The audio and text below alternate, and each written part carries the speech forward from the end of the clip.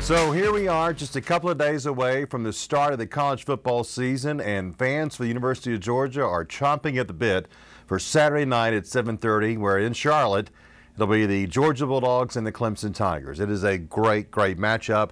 Two great teams that on paper look to be very, very close. But what's going to happen with the Bulldogs this year overall? Not only on Saturday night, for the entire regular season and perhaps into December and in January. Well, look, okay, I'm an admitted Georgia grad, Georgia fan, so I'm not necessarily very objective on this, but I can tell you that when you look at this roster, the Georgia Bulldogs are loaded.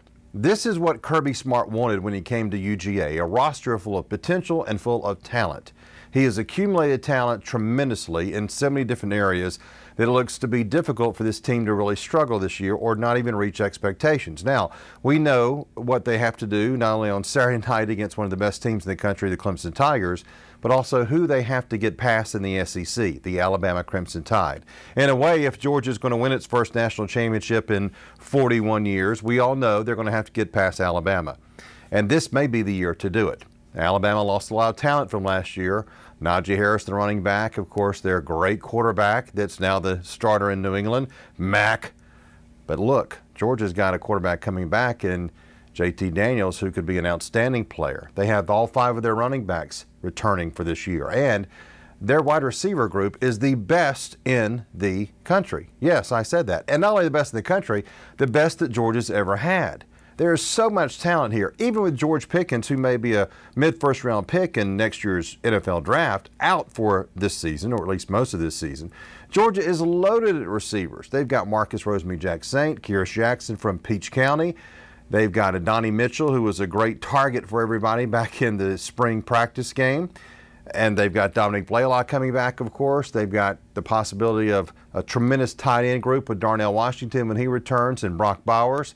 They've got great talent. Jermaine Burton, I almost forgot about him, who was hurt in spring practice but is now back. It's going to be part of that receiver core. He had 404 yards last year as a true freshman. Great receivers, great targets for Daniels to throw to.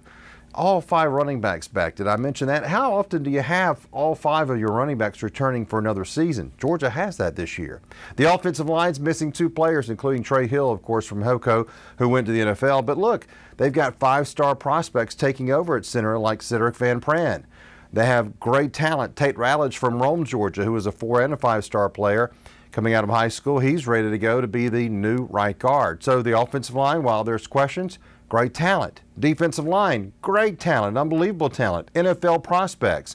Linebackers may be the best they've ever had, with Adam Anderson leading the charge there. And, of course, the tremendous depth they have. Nakobe Dean also taking over as one of the leaders there at linebacker. While there's questions in the secondary, hey, there's great talent there. Kaleem Ringo was the #1 quarterback in the country coming out of high school a year ago. He's back after being injured last year, ready to go.